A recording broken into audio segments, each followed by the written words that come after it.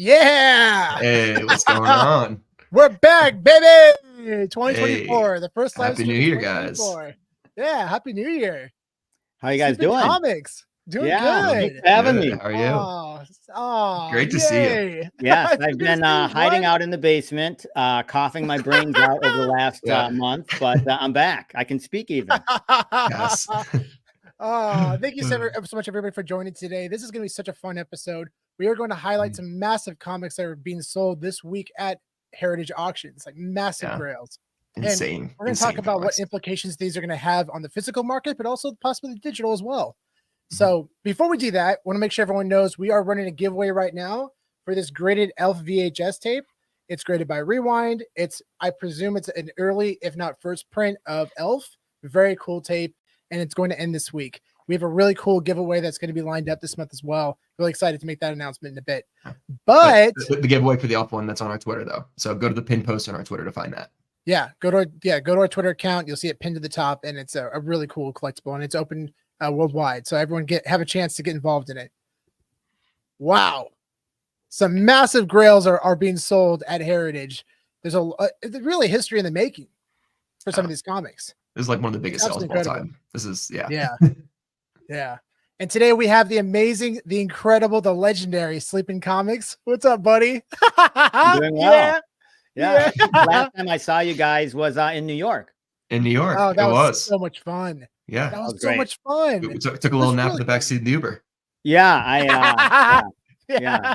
People don't know. We can talk about how Spencer saved my life.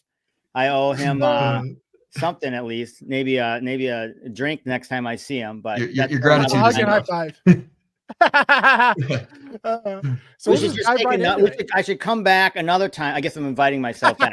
Come back another time, and we can just talk about different stories we have. The doors are always open for SleepynComics. Yes. So we're going to break down some of the grails first. This 7.0 Batman CGC 7.0 first appearance of Joker and Catwoman. It's the first issue of the Batman series. It's a 7.0 grade. The recent sale for this comic was actually back in 2023 for $660,000. Really excited for this one. I mean, it's going to be a recent sale. This one just happened recently. This specific grade.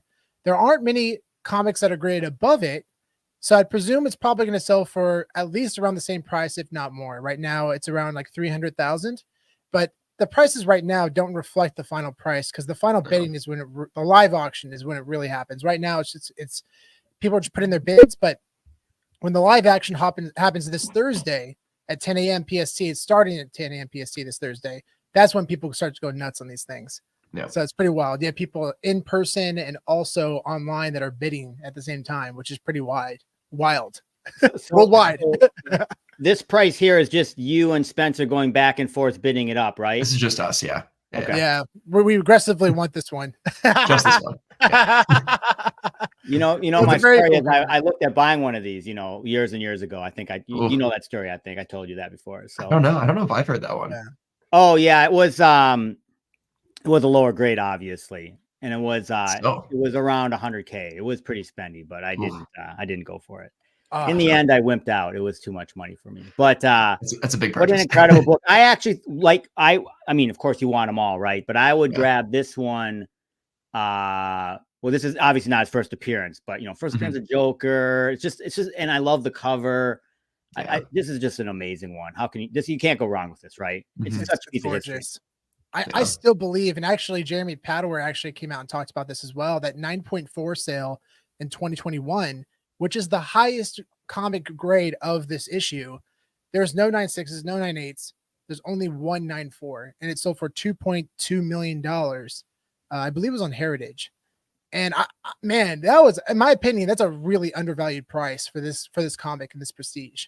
Even during that time when the comics were spiking like crazy, $2.2 million is pretty fair considering. It's really the one of the one, right? It's so rare, right. And then since it's the 101, really. Yeah, yeah, exactly. So really excited to see where this one goes. Next, we have the Incredible Hulk CGC 9.2, the first appearance of Bruce Banner and the Hulk. This last 9.2 sale was in 2018, so it's been a while since we've seen the sale. Oh, that's pretty neat. Hey, That's cool. I don't think that I've ever one- seen that one's a somebody little bit higher grade frame than their this one. slab like that. That's cool.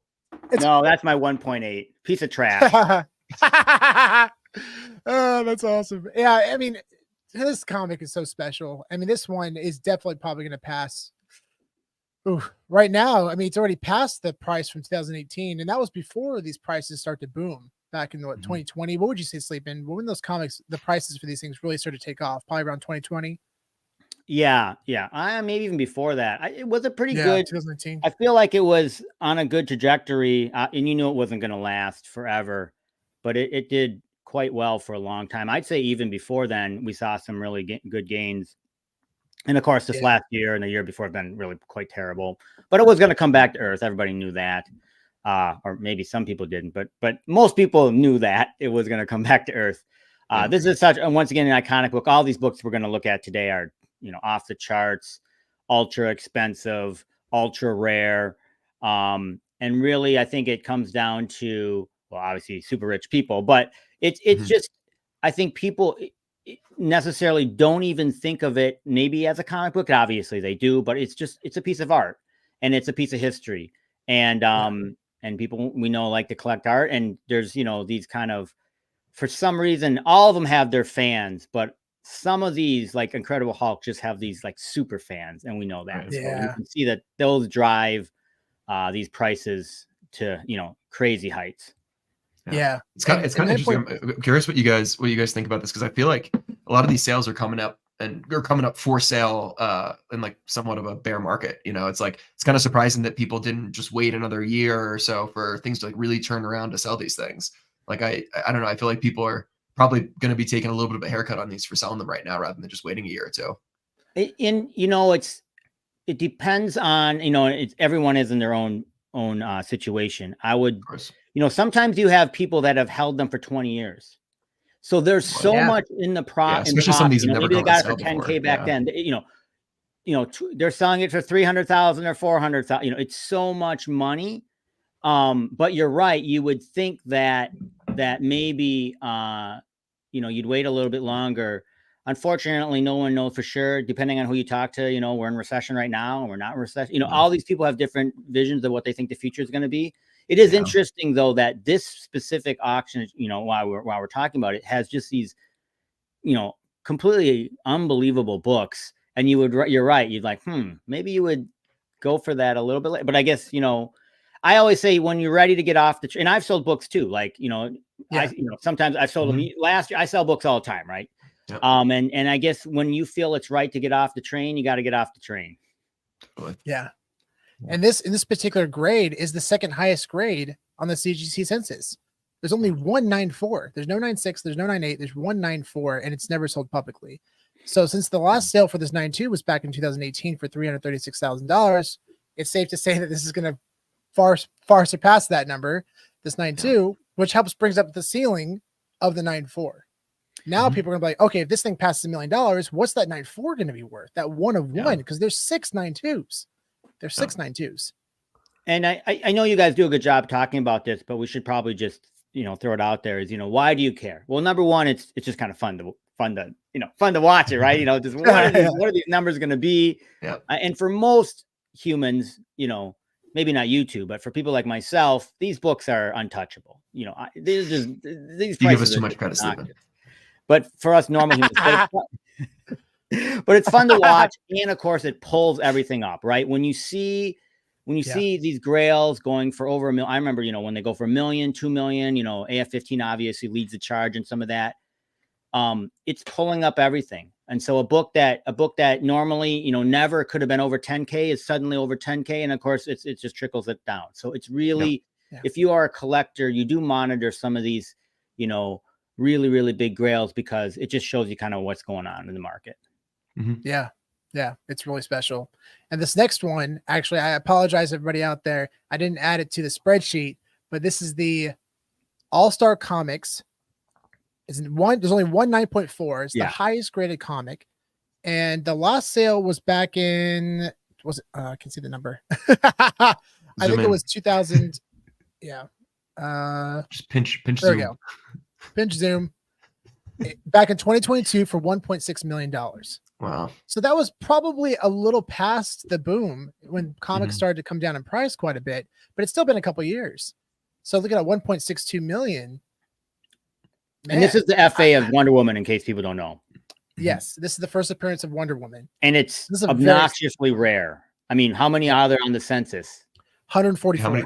Okay, yeah. 144 total. Yeah. Crazy. You know, how many Universal, though? I bet you it's, or is that how many Universal? Oh, 144 Universal. Well, I mean, it's Universals, Universal. Yeah. So it's, you know, this is a, you know, think about that. How many people are on the planet? 8 billion people, whatever. There's only 144 people that can. And I bet you there's some collectors that have a couple of these. So this is going to be a rough one to find. And of course, this is the one of one, highest graded ever. Wow. Absolutely. Yeah. When I saw it, I don't know a lot about this book. I mean, I know this book, but haven't memorized all the grades. And I was like, wow, 9.4. That seems like really, really high grade from whatever, 1940s or whatever. And yeah, it's the highest. Yeah. I mean, look at Hulk 1. There's only 194 as well. And this predates that comic by 20 plus years. Yeah. So keep, I assume you guys will be bidding on that one as well. Yes. Keep an eye out for this one on Candy Digital, because this one is inevitably going to drop on Candy Digital, and this is a banger to get involved. So what do you think? What do you think this one's going for? Is it beating it? Is it going for 2 mil, 1.5? I can't imagine it going underneath. I think so too. Yeah, I don't think it's going to go underneath. I mean, it's like all you need is 2 people. All you need is 2 people to run the thing up. So as long as there's 2 people that want it enough, then we'll see. Yeah, definitely. So it's a really special comic. We'll see where this one goes. Sean, real quick, I just wanted to pause and say hello to the people in the audience who are here. Yeah, absolutely. Of course. Daniel, what's going on, man?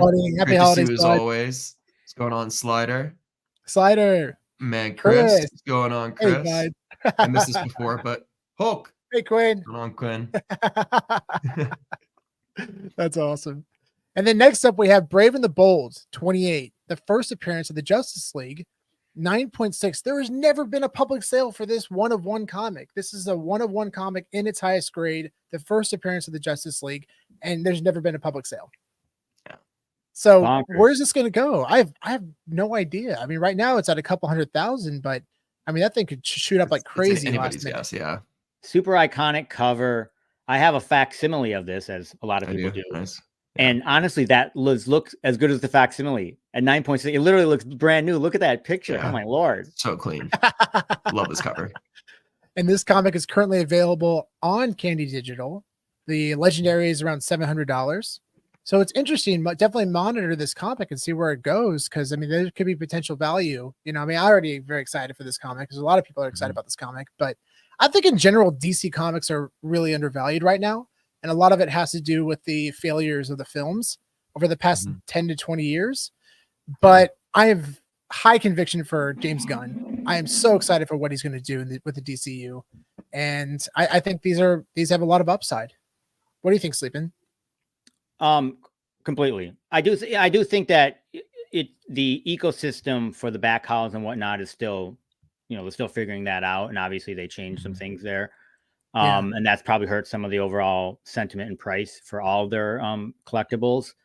And it's just where this is the time where we saw the highs of digital collecting and kind of the now. I don't even think we're in the lows. I think we're past the lows. We're out of the lows at this point. Yeah. So where's it going to settle? Where's it going to go? Is it a Beanie Baby thing, or is it going to be something different? And we're all trying to figure that out. But these digital representations, as we've said many times, that are, that DC has basically given their blessing to, I feel like people are sleeping on those. I think so too. So special. It's so special. It's the whole debate too of whether these digital counterparts are facsimiles or reprints. It's just another way to invest in the original IP. At least that's how we view it. We don't think it's either or. And collecting is a weird thing. So, once you have an ecosystem and a community, which, both of these, I think about Marvel and DC, they both have those now. It's building. It's relatively small, as we know. And the prices on everything is fairly reasonable. I mean, you can get a lot of these common comics for under $20. You know what I mean? Mhm. Totally. And so people are like, it's never going to do anything. I'm like, yeah, I get it. No one's going to buy this in a digital format for $10,000 yet. Yeah. But you know what? They might be like, right now it's $8. I'll pay $10 for it. Mhm. And then someone says, see, and it slowly creeps up. And then if you get any type of momentum with a large population kind of entering, that's when we kind of see what we saw a couple years ago. Yeah. Yeah. And you look, there's only like for this comic thing, like there's only almost 1,300, Yeah. universal editions of it. So it's like, there's only 1,300 people who can actually own this in the real world. Most people are priced out of it. So it's like, if somebody wants to collect this thing, like digital is really the next option to do that. People get so focused on, well, it's not the real thing. No, it's not the real thing. Obviously, yeah. You're not going to own the real thing. I mean, I'm not trying to say, I'm saying most normal human, unless you're like, a multi-gazillionaire, you're not going to, but it's still fun to get involved and have a piece of it in the digital world. And yes, I get it. It's not the real thing. But it is still licensed. It's still recognized by DC. Like they're the one, like and it's not like they just like copy paste, they're doing a whole lot of work to like make the covers, do the degradation, everything with the different rarity. Like they're putting a lot of work into this. So, and once these, the metaverses come out, obviously I think they announced for the Apple Vision, like in February, right? Like it's coming out. February 2nd. So, it's just, as we all have said before, it's just kind of intersection of tech, hardware, software, it's all got to work together, right? And so when these metaverses come out and they're checking the blockchain and you don't have a Justice League, or a Brave and Bold 28, you're not going to be able to put that in your wall because it's going to check and you're not going to have that one. Exactly. Yeah. Yeah. And and I love your points. That's such a good point. And what I love most about these digital assets, the accessibility worldwide. Everyone worldwide has a chance to get involved in this. And there's such a barrier to entry for physical comics worldwide. But on the digital side, there's not. And I won't get involved. I won't sell any of my big books. I mean, I'm not trying to be against anything, but I'm not sending any of my big books to Europe. If someone wants to buy it, it's just too risky. The risk is just not worth it. Too risky to do that. Yeah. I mean, basically, I think I've only sold in the continental United States. I mean, any book for me that's over $1,000 that I'm selling, no, I'm just because it's too risky. Even though if it's an expensive book, I'm gonna fly there myself and hand it to the person. Yeah, no, and I know people have done that. I know people have done that. Yeah. Yeah. And that brings up the next one, Showcase 4, the first appearance of Silver Age Flash, Barry Allen. This is an insane comic because this one is, again, there's only 196. There's no 98s. This is the highest grade of this comic. And the last time it sold was in 2009 for $176,000 back in 2009. That's a good 15 years ago. 15 years ago, it sold for $180,000. I mean, man, I really don't know where this is going to go. It's already at $500,000 right now. I'd be shocked if it goes under $1 million. I presume it's going to go past $1 million. So when that does, yes. And Flash is one of those like Incredible Hulk. You have some just die-hard Flash fans, and I always look at the younger generation, and my son, he obviously likes all the movies and this and that, but his favorite character was Flash, and I'm like, why?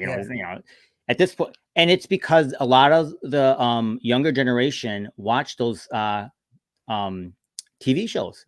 Yes, the Flash TV shows that was on WB for the last. Well, now it's over, right? But they had 8, 9 seasons. I didn't watch it. I'm a bad person. I didn't watch them. Yeah, I didn't watch it either. But my son swears by him, and his friends and my daughter, they all watched them and loved them. And so there's this kind of, I don't want to say sneaky, but there's definitely a younger generation that loves Flash.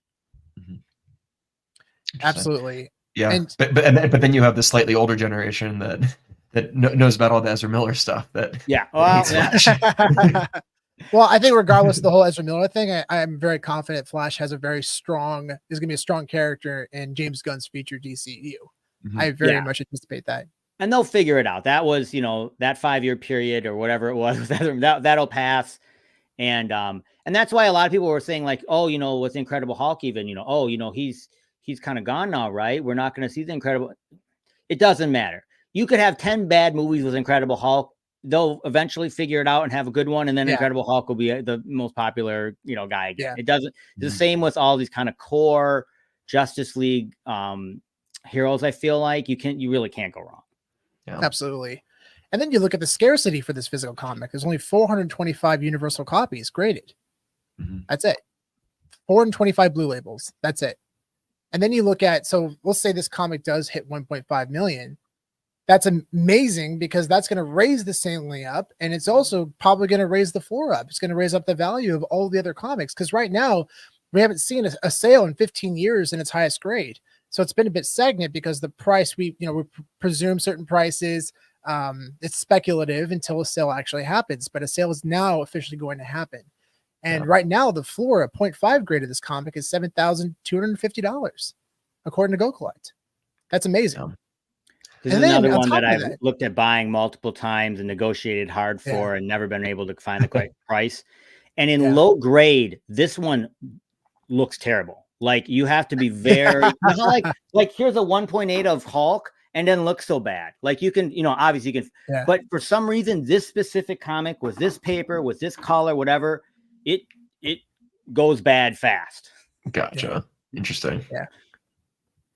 Yeah. And then, so I'm curious if a $1.5 million sale happens, I'm curious what that's going to do for the collection on Candy Digital. Because now you're looking at the legendaries right now. The floor right now is $160 for a legendary. And there's probably, so cheap legendary for this one. There's only a couple thousand copies, and it's probably less than 200 copies of the legendary are hovering around there. 200 copies. That's not many. That's not many. So for $160 for a potential $1 to $2 million comic and its highest grade is pretty good value. Seriously. So yeah, definitely keep an eye on this one. This is a really, not, I'm really not financial advice. Never financial advice, but I'm very excited for this one. Very excited. Yeah. And then of course, Amazing Spider-Man #1.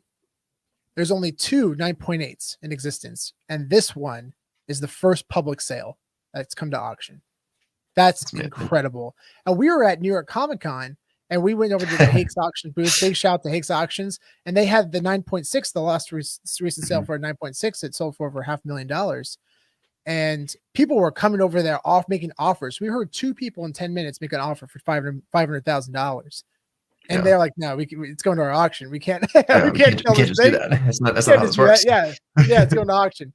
But still, and that's exciting to see the excitement people have for this comic. I can only imagine what this 9.8 is going to be like. And this is also a pedigree, a very respected pedigree. And this is probably the nicest copy of Amazing Spider-Man 1 in existence. Price predictions, SleepynComics.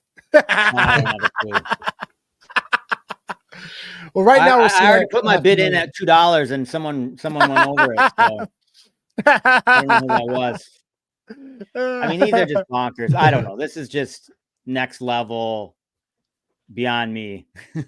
This is an interesting thing too, because Spencer brought up a good point earlier. Like, why would you want to sell these comics right now during potential bear market, but a potential recession?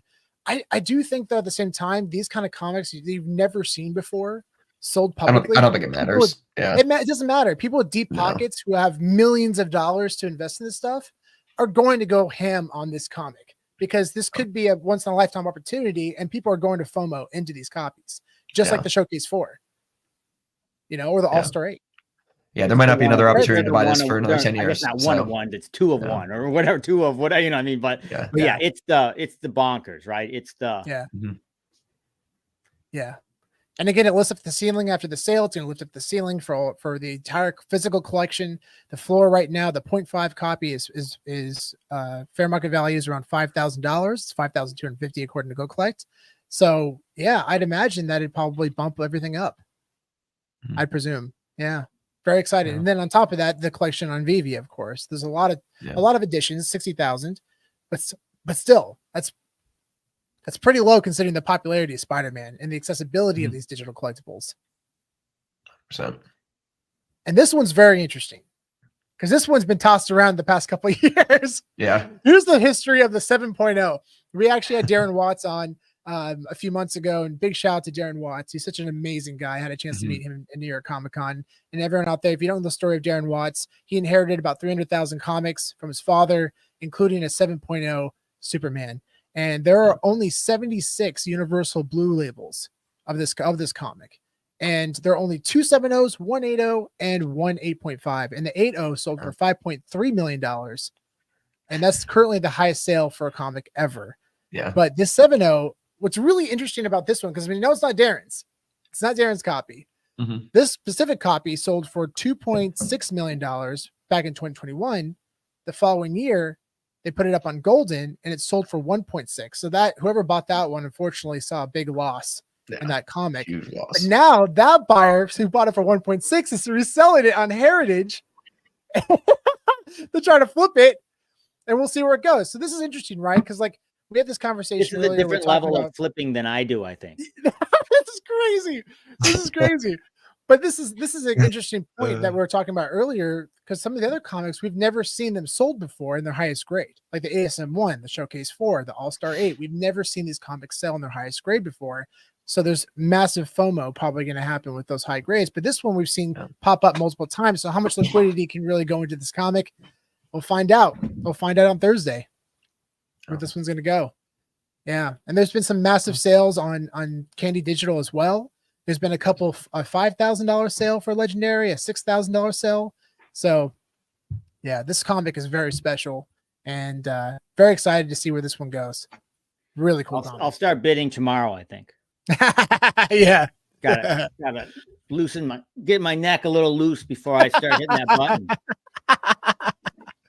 And then there's some other comics that we're really excited about as well. This is just a couple other ones that we're excited about. Most of these have not been presented in digital format yet on VeVe or Candy, but definitely keep an eye out for these ones when they eventually drop in digital format. And the first one is Amazing Spider-Man 9, which is the first appearance of Electro. And this 9.8, there's only 2 copies in existence, and the last sale for this 9.8 was $132,000 back in 2021. So right now it's hovering around $50,000. I'm curious if it's going to hit its all-time high. The floor for this one's around $400, but this is also a very cool comic. You know, those early Spider-Man issues, they always had the first appearance of villains. Sleepin', how do you feel about this? Do you know this Electro character? I'm not familiar with this character. Yeah, Jamie Foxx played him in Amazing Spider-Man. Oh, nice. Yeah, cool. One of the kind of big time Spider-Man villains, classic villains for Spider-Man. Yeah, this and one of the top 10 Spider-Man, Amazing Spider-Man. Everybody always is, you know, everybody always talks about, of course, they want to get ASM1, right? Which is, you know, super expensive. But then I guess after you have that, it's I want to collect the first 10 ASMs, which is difficult as well. Right. So that this would fit that category. And of course, it's a, you know, classic cover on top of the fact that, you know, it just a 9.8. I mean, it's just ridiculous. It's crazy. Yeah. I mean, for a comic, we can move on to this one too, though. 40, 60 years old. It's crazy. Yeah. Next up is Avengers number 4. There's only 5 or 6 9.8 copies, and the fair market value, according to Go Collect, is $130,000. But the most recent sale was actually in 2023 for $132,000 on Heritage. This comic actually is currently. Can I add one other thing about that? ASM 9. It was old label too. You could see it. So that's crazy. Slapped a while ago. Crack it, 9.9. Would you crack these and get it relabeled? No way. Yeah, no you gotta leave these alone. You gotta leave them alone. Back in 9.2 and you pass out. Yeah, exactly. But this is a really special comic. This is the first appearance of Silver Age Captain America. Very cool issue. Currently available on VeVe as well. So very excited to see where this one goes. We potentially classic cover. Yeah, there was a recent sale for this 9.8, so it's hard to say if this one will surpass the highest sale or the most recent sale, but we'll find out soon. And of course, Fantastic Four number 48, the first appearance of Galactus and Silver Surfer. Got 2 massive FAs in one comic. I tried to find my 48. I don't know where I put it. It's bad that I lost my FF48. Not a good one to lose. I do have this one. I do have my 49. Yeah, nice. This is a classic cover too that people with Galactus on it. I love that cover. That's probably one of my favorite covers. Yeah, it's one of the next to another issue that involves Silver Surfer. You know, that's probably my favorite cover. I'll tell you my story of how I found this one. Yeah. So I found this one. It's a 4.5. It's actually really good shape. If you can see it at all, it's tough. Looks Mhm. great. But Yeah. I found it on the wall in the back of this comic shop, which you're not going to put a Fantastic Four 49 like on the in a and it was in a bag. It was not graded, and it was really beat up. It looked beat Oh, up, wow. but I think the bag was dirty. I couldn't tell, and he had it for $125. Oh, wow. And I was like, maybe the cover's detached, maybe there's pages missing, but for $125, I'll just buy it. So Yeah. I told the move. guy, I didn't want to touch it. So I'm like, yeah, I so he's like, yeah, sure. I go, you have that for 125. And he's like, and even he was like, yeah, it doesn't seem right. 125. Yeah, you're here's my credit card. But I just bought it and took it back and paid for someone, and then I shipped it off to have someone professionally clean it and grade it, and it came back at 4.5. So I think it's probably worth maybe $1,000. I don't know. So yeah, he had it on the wall for $125. Yeah, that's amazing. What a purchase! What a purchase! Yeah, that trilogy is fantastic. I also in that same comic book found Clone Wars #1, which is the first appearance of Ahsoka. Oh, cool. Wow. Nice. Oh my god! Not the crazy, not the 1,000 cover, just the cover rate. It's still either way. Still $800 book. I think I don't know what I got it for, but yeah. I'm so that's excited. A good place to go. Got to go back to that comic shop. Yeah. Yeah, seriously. They don't know how to price their books. No. Well, the guy doesn't like the internet. No, I'm serious. He doesn't like the internet. He doesn't like eBay. And so I feel like he doesn't really know. Does he look at like physical price guides from like? No, he does. He has 2000s? Yeah. Yes, he does. Yeah. Oh no. I don't. I'm not here to judge. No, just to take advantage. Well, if that's the asking price, I'll happily take it. But I'm just, come on. A Fantastic Four 49 for, anyways. No brainer. It's spectacular. We know it. That was an incredible move. Yeah, these are all comics that we're really excited to see drop in digital format on VeVe for Marvel specifically. And this one is such a special comic. I mean, this is going to be a really cool comic when it drops on VeVe. And the most recent sale for 9.8 was last year for $93,000, although we have seen this comic pass $100,000. And that was a couple of years ago. You have one of these, don't you, Sean? An 8.0. Yeah. Yeah. An 8.0. Only an 8.0. Yeah. What are you gonna do? That's pretty awesome. Mine's a 4.5. That's awesome. Yes, this is a really cool comic. Really cool comic. I'm excited to see where this one goes. Hopefully, we'll see it pass up around 100,000 again. We'll see. It'll probably be pretty close. And then, of course, the first appearance of Teenage Mutant Ninja Turtles, 9.8. This is such a great comic. The first issue only had about 2,000 to 3,000 copies because they didn't think that it's gonna sell out. They didn't know they're gonna make it off the villain in the first issue. Like, I don't know, there's probably not gonna be more of these. And sure enough, they created like 3 or 4, I think 5 different variants of the first issue. Yeah. I think it's 4 or 5. Different printings. Yeah, different printings. So this comic, the last sale for this 9.8, there's only 35 copies, which is amazing because there's about a little over 1,000 universal grades for this copy. So about 33% of the issues were graded, which is really remarkable considering people who bought this comic really took good care of it. And the most recent sale for this one was $120,000 in 2023 on Heritage, but we have seen this comic sell for up to $250,000 as a 9.8. Really incredible. So excited for this one to drop in digital format. And I really hope, because the only way you can differentiate the first issue is it has an ad inside for Gobbledygook. I didn't know which that. is a copy of an issue. Oh, you didn't know that? Yeah, so they have an issue. That's how you differentiate. Like Predator. It's like the Predator, the first Predator one. You can't tell the first. You have to actually open up to see which yeah. So I really hope whoever gets this in digital format, that they have the Gobbledygook inside of it, the advertisement for it, because that is a big deal. Yeah. That's a really big deal. Really hope we see that. It's a very cool issue. And this one is probably my favorite cover ever. I mean, this is like nostalgic for me. One of my favorite Marvel cards growing up was of the Silver Surfer #1. It's the first issue of a series. It's a 9.8, and the last 9.8 sale was back in 2017 for $27,000. And currently right now it's at, I think, 30,000. So, I mean, we could potentially possibly see this thing pass 100K. It's very possible. And this Silver Surfer, the first, run is only like 15 comics, can't remember. And they're all really thick comics. And they're all, I mean, tons of them have their spine split. Gotcha. So it's hard to get these up there in the higher grades. Yeah, especially with that black ink, makes it really tough on the spine. But all of them, even every single one of them, 1, 2, 3, 4, 5, 6, they're all, they all have problems. I mean, tough to find them in good grades. Yeah. I have an 8.5 of this one. Oh wow. Nice. Yeah. Nice. Yeah. I think I have a 6.0. Cool comic. I think mine is 6.0. I can't remember. Nice.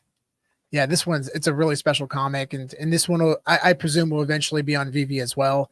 I anticipate they'll probably line it up with the release of the Fantastic Four film coming out in the next year or two. I think it's now been pushed out to 2025. But Marvel, this is a Fantastic Four is the foundation of Marvel, and I know that they're going to make sure they do it right. I know Kevin Feige has been very outspoken about that, about the Fantastic Four film, especially that they want to make sure that they just crush it.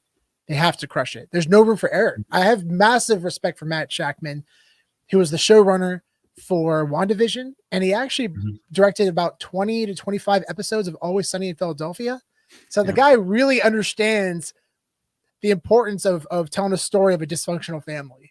And I really think that is a fantastic choice for a director. I think it's a really exciting choice.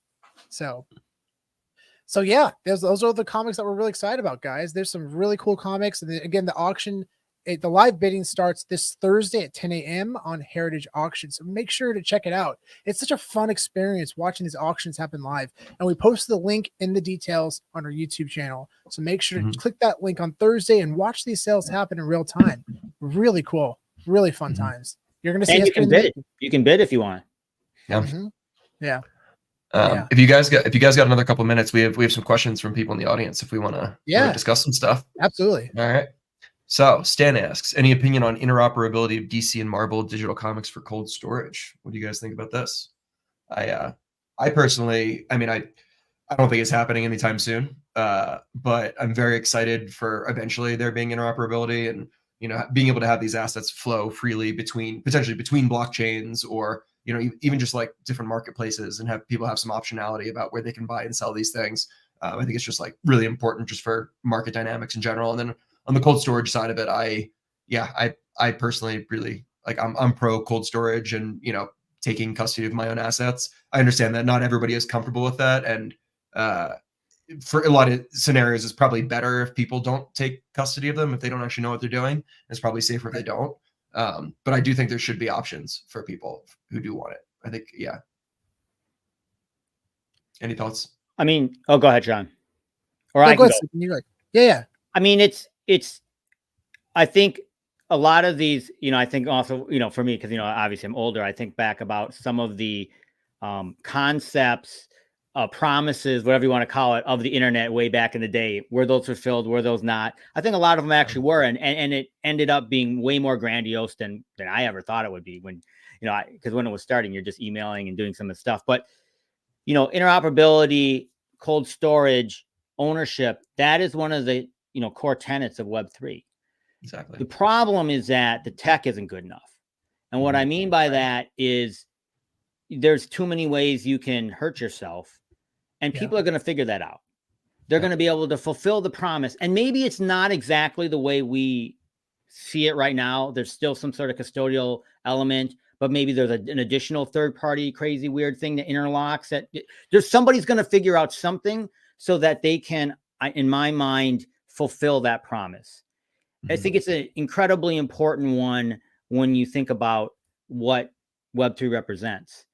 And so then the other element, and I'm a little bit out on a limb here because, and Spencer, you probably understand tech better than I do, but the pieces what we're buying is we're buying tokens, right? You're getting a token that's pointing to the comic that's sitting on, somebody's server.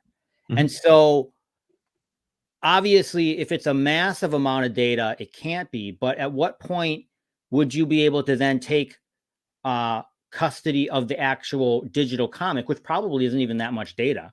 You know what I mean? And how does that work? How does that ship along? Then when you sell it, it like deletes it automatically out of your cold storage. That's goofy, because the concept of cold storage is you like literally disconnect it from the internet, right? Yeah. So all these types of tech elements worth figuring out. and they may not work, and that might frustrate people the way that we think they will. But I think some of the promises that have been said, there's a lot of really, really smart people in the world, and they'll invent some crazy stuff. And I think, I definitely think we'll have those things in the future. Yeah. Also, like on that, like, I guess technically, like, I guess like the NFT is always going to point to something like very few, things are actually stored on chain. So like, you're never really gonna like, I mean, one, you don't actually own the art. It's like you basically just have a license to view the art in your wallet. That's basically what the NFT is. But it's always going to point somewhere. Hopefully it's pointing to a decentralized storage service like IPFS or Arweave or something like that, where you don't have risk where, like, if the company shuts down their centralized servers, there's no longer going to be art that the NFT points to that people are no longer going to be able to access that. So yeah, I mean, I think that's just kind of always going to be. I just learned something right there. Problem. I didn't realize there were these decentralized places where you could store the actual art, which totally makes sense to me. Yes. Yeah. So that in itself, you could see could be its own company, right? We don't actually do anything. We just store in a decentralized manner with whatever X, Y, and Z, so everybody feels comfortable. And you can put your stuff here, and then other companies that are friendly companies that we know all about, they would be willing to store their stuff there. Obviously, they're not right now because it's the Wild Wild West. But yeah, that's great. Exactly. And that's I totally get it. I understand why it's important for people to have self custody. People on VeVe have lost their accounts. People on Candy, I believe, have lost their accounts as well, and that's a scary thing. I get that. That's terrible.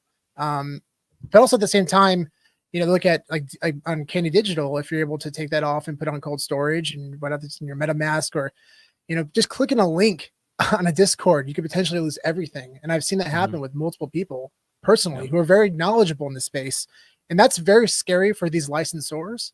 And they don't want that to reflect on their assets. And I understand why, a lot of these decisions, everyone like, why isn't VeVe doing this? Or why isn't Candy Digital doing this? But you got to think about the licensors. Like, they're probably not wanting to do it right now either until the stuff's figured out, until it's safe for their consumers. What I say is it's exactly like email in the beginning. Everybody was scared about email because you literally could click all these different links in your email. It would install a virus on your computer, and it would, they could do all kinds of terrible things to your computer. It's a similar thing. So then people were like against email. This is, once again, you guys are too young. You probably don't remember, because they couldn't get it under control. And so it actually, companies and we're scared of using it, sending out email. They don't, people were sending emails, other people, they're masquerade, the whole game. But it's been figured out. And obviously email is something that everybody uses now. It'll be a similar thing in my mind. Yeah. And the other big component that's stopping these companies from doing it is the fact that there's risk of the royalties not being enforced if they basically allow these things to be moved. So, currently in their closed environment, they know for a fact that they're going to get the royalties on every single transaction. But, there's a risk, if you move things over to Ethereum and you're trading on an exchange that doesn't enforce those royalties, then Marvel or DC isn't getting those. So, it makes sense right now for business reasons as well why they wouldn't be doing that. So, until there's like, other marketplaces that they know for certain that are going to enforce the royalties, I don't really see them moving. And the last thing I'll say is that, and this is from a tech perspective, you guys are probably familiar with this concept of closed garden versus open garden kind of scenarios. And everybody's like, oh, I always want the open garden. That's the only way I'm going to do business. Then we know. But most of the markets that especially younger people are familiar with are closed gardens. A, that would be the Apple App Store. And B, that would be Steam, where you buy all your video games. Those are closed garden, highly, monitored environments. Yeah. And I do believe Candy Digital has come out and said that they plan to allow interoperability, or at least being able to cold storage your assets. I believe they've come out and talked about that. So VeVe, it's still TBD, and a lot of it, I really believe that a lot of it has to do with the licensors. I think the majority of it does. Yeah. Like the indie artists, they talked about that right away a couple of years ago. The indie artists would be the first to be sold out because you're talking to one person.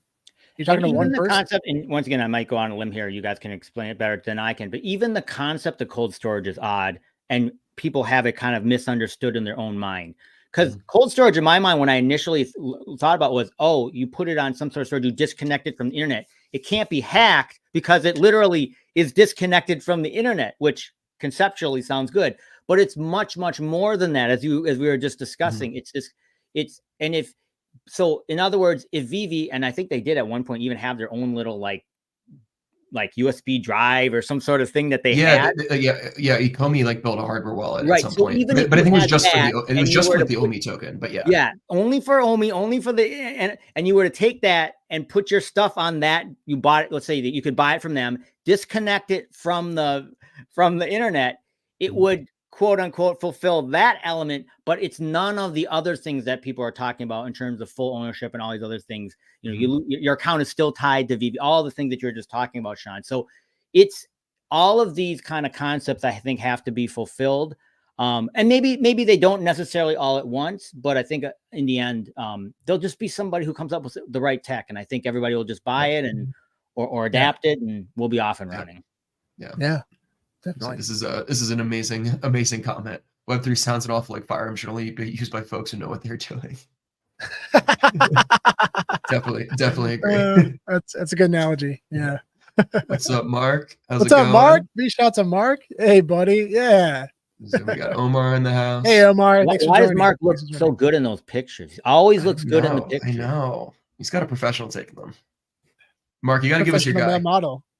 Well, I think he is a male model, and on top of that, I think he's a professional photographer. So that's why. Yeah, that helps. That helps. It's so hard being really, really ridiculously good looking. Ridiculously good looking. Were there more questions, Spencer? Yeah, we got a couple more. We got one from Chris here. So, would it be good or bad if DC or VeVe disclosed the work going into producing the digital assets? We know how prints work. Could this be a barrier that keeps the facsimile argument alive? It's interesting. I think VeVe is a little different, but like definitely on the DC side because of how much work they put into it. I think like if they did some of the behind the scenes stuff of like what actually goes into it, I mean, it shows that they're not literally just copying it one for one from the original. Like I think that would help with that argument. And I guess on the VeVe side a little bit like with the original art, and because every issue has a brand new VeVe exclusive art, and cover. So at least for those two rarities, that kind of counts. I don't know. What do you guys think? I mean, I've gone on record. And Sean and I have discussed this in different ones. Is that they are not copies. They are not exact copies of the original. And people always freak out about that because this pixel is different than the original. This and they're not even close. If you start putting them up against each other, if you take the one that we looked at, I think on last time we were on stream, Sean, was the Fantastic Four #1. You look at the common on VeVe and then you look at the real one. They are different. Like you don't even need to be, a kindergartner is going to say this is different. And so you're buying a licensed copy to use in the digital world. That's what these are. They're close. They're, obviously they're supposed to be similar, but I don't think they're supposed to be exact copies. And that's why I like what, Candy has done, what, DC has done. And I like what VeVe's done, which is different. I think what you're saying, and I agree with, is by showing kind of some of the care that has gone into the work that they've done with both of these. It always just helps people understand how much they care, which they do. If you ever see any interviews with David Yu or any of these people, or, if you've ever heard Jim Lee talk about the stuff that they're doing over at DC, I mean, these people are, it matters to them. It does. Definitely. Absolutely. Totally. Let's see what else we got here. We have any more questions? Oh, and the only thing I would add to that is that, especially in the comic book world, as you guys know, a lot of comic book people, they get uptight because they just say Marvel or DC are going for cash grabs. And honestly, I think sometimes they are, because they come up with a million variants or, 25 different more golden versions and whatever facsimile version, we see the physical space honestly, all the they're time. trying to make money. But I think by showing the care, especially with these digital assets, it's obviously a cash grab. You can't get out of that, but it is showing the more of the care that they're trying to do to bring it over and let it work in this kind of new digital environment. Yeah. Absolutely. And just seeing what these digital assets, how they affect people, I see, if not, it affects them the same way as I see with physicals, if not more, and especially being able to display them. And that's where, to your point, Sleepy, when you brought up earlier, technology, when that catches up, and I'm very excited for February 2nd, it's going to be the start of a new era for displaying these digital assets. And I think that's when people are going to start seeing that. Like, this is now, it's become, it's where seeing will become believing, and people will start to connect the dots with these digital assets, which is a really, really big deal. It's, I don't think we even know what's going to happen. Yeah. 100%. It's so, I mean, if I think about it, and obviously we all thought about it a lot, and where the tech is going. And really it's not only the tech, it's about the consciousness of society. And I was even the world, right? Because metaverses with everybody, well, not everybody, but most people on the earth having access to the internet, and thus access into these metaverses. And really, there's a lot of them exist, right? Twitter's its own metaverse, right? Obviously Facebook's its own metaverse, but really now with this visual and audio element, and once we are able to pull in these digital assets that are scarce, it's going to be wacko. Yeah. So just to recap, everyone out there, if you're just now joining us, we've gone over the comics that they're selling this week on Heritage, why it's important in the physical collecting space, but also the digital as well. And there's a lot of comics on there that in their highest grades that are one of ones that we've never seen sold before. And it's going to raise up the ceiling and the floor for this collection. And it's probably going to help the digital side as well, I'd presume. So I'm very excited to see where these all go. Sleeping, I can't thank you enough for coming on today, man. It's so good to see your face, as always. You're the best. Man, I'm honored always to be on here with Comics and Crypto. It's the best. And thanks everybody for joining. This is a lot of fun. And yeah, this what a way to kickstart the 2024. Seriously. What a kickstart it. So yeah, and thank you so much for everyone who joined us. Yeah, this is a lot of fun. We had a lot of people watching live today. This is awesome. Yeah, this is great. And make sure on Thursday, the live auction on Heritage starts at 10 a.m. PST on Thursday. So watch it. You don't have to bid on anything if you don't want. Just watch it. It's a lot of fun. And also get involved in this giveaway. This is a really cool tape. If you like Elf, it's a really cool tape, and it's going the giveaway is open worldwide. So, and it's free. Enter. And it's free. It's free. What? Yeah, just retweet and like, huh? Yeah. Thanks again for joining, everybody, and we will see you all on the next one.